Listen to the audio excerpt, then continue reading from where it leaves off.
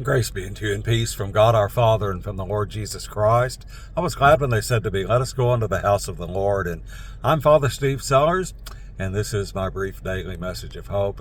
And I'm out and about today on this Saturday morning, doing some fun things and some not so fun things, like getting my taxes done here right before April the 15th, and also preparing for the Vigil Mass later today.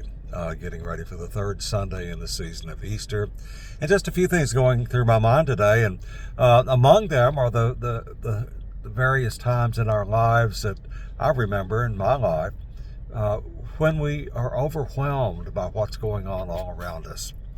You know, whether it's good news or bad news, or continuing good news or continuing bad news, or whether it's just extra amounts of stress or strain, or more work, or we're more exhausted than usual, whatever it is. Often we find that we don't have within us enough energy to deal with what's expected of us. And our bodies have a way of just sort of turning themselves down a little bit.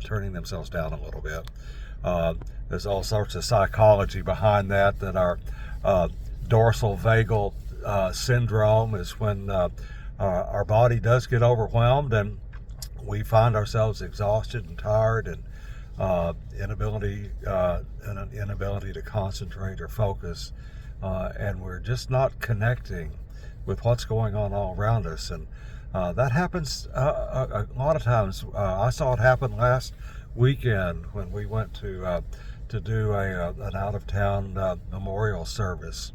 Often when a loved one passes away, or a close friend, we find that we're not really able to connect with what's going on all around us. Whether it's a sudden death or a lingering death, it doesn't seem to matter much. We begin to dissociate from what's happening all around us, and we all sort of go into a state of shock. Some have called it our body freezes when we face emotional overload.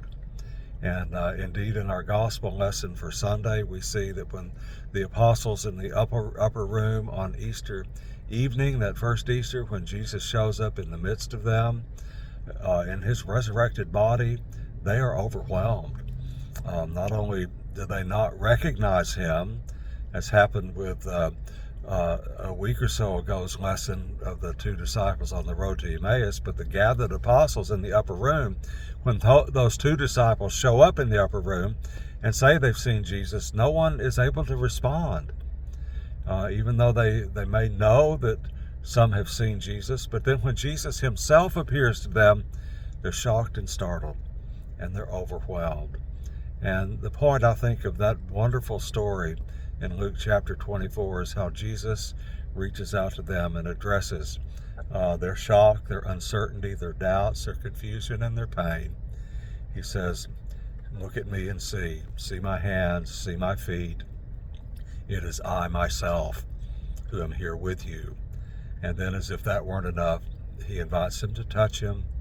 They hear him, and then he says, my favorite part of this passage, do you have anything to eat? And so it's in consuming food that he shows them that he's not a ghost, as they thought. He is their Lord, and that he loves them. He's your Lord too, and he's right there with you. He's capable of handling whatever we go through if we just remember that he is there. I hope you have a blessed day today, a wonderful weekend, and God willing, Dot and I will see you again on Monday, and I hope to see you at Mass today at 4 o'clock, or at 9 a.m. and 11 a.m. tomorrow. God bless you.